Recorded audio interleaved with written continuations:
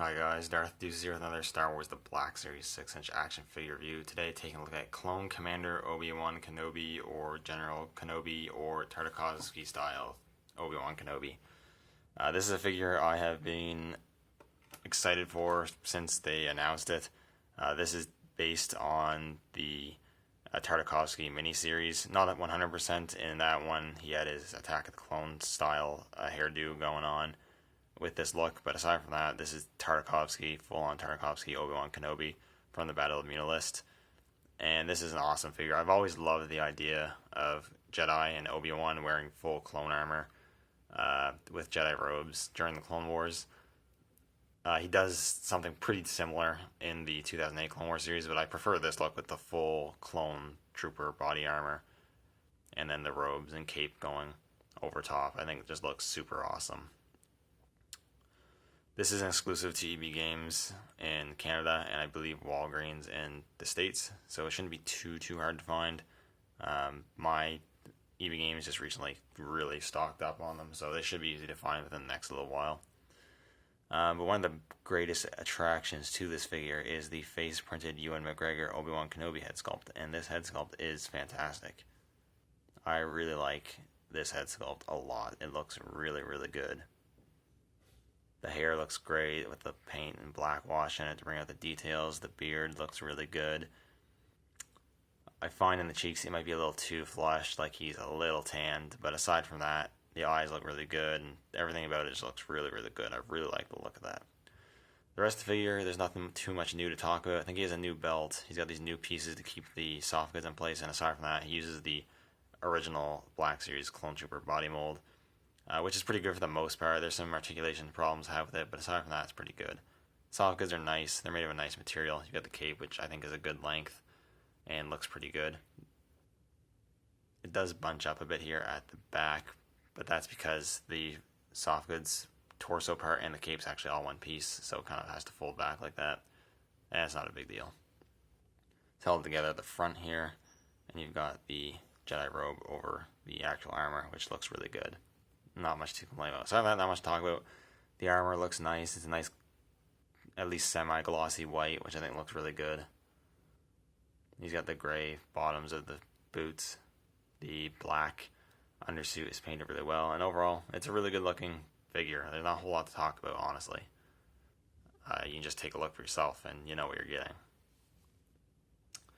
In terms of articulation, you do have ball joint the head, which allows for a bit of pivot, and you've got that disc hinge, so you can move it back quite a bit, move it down quite a bit.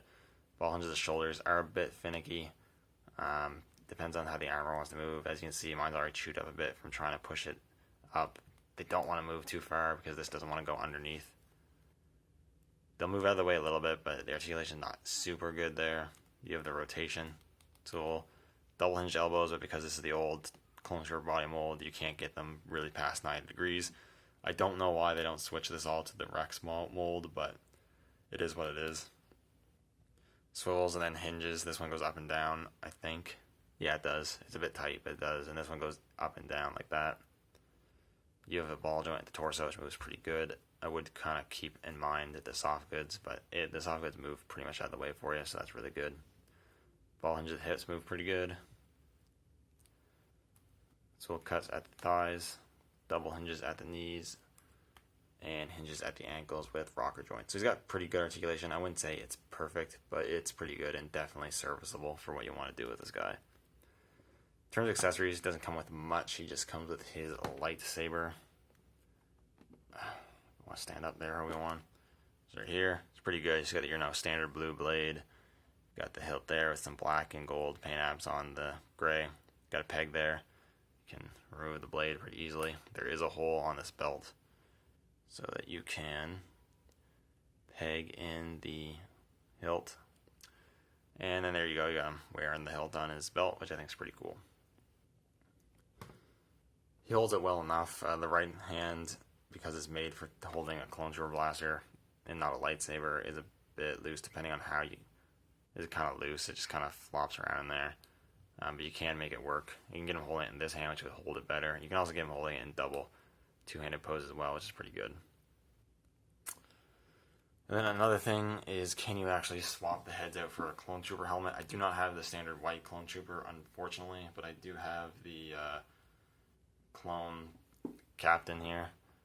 Together they look really nice. That looks pretty cool. But I'll pop the head off here real quick. This should fit.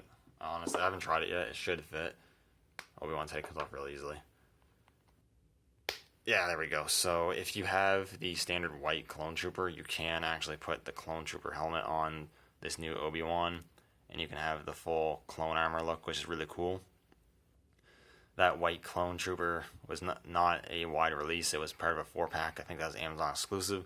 So it would have been really nice if they actually either included a removable helmet for the Obi-Wan head sculpt, or if they just included an alternate helmeted head sculpt with this figure that's just full white that you could interchange with the Obi-Wan helmet. I think that would have been really cool. It's not a huge deal because at the end of the day, this Obi-Wan sculpt is really good, and I probably would have just kept the Obi-Wan mold on, and they probably figured that too. But still, it would have been a nice addition to the figure. In terms of you can put the Obi-Wan head on other figures, I think I tried it with the Episode 3 Obi-Wan, which I don't have on hand.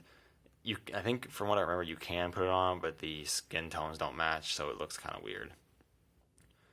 But overall, that's it for the review. This is a really good Black Series figure overall if you're a fan of this look, the Tartakovsky series, and and Obi-Wan Kenobi.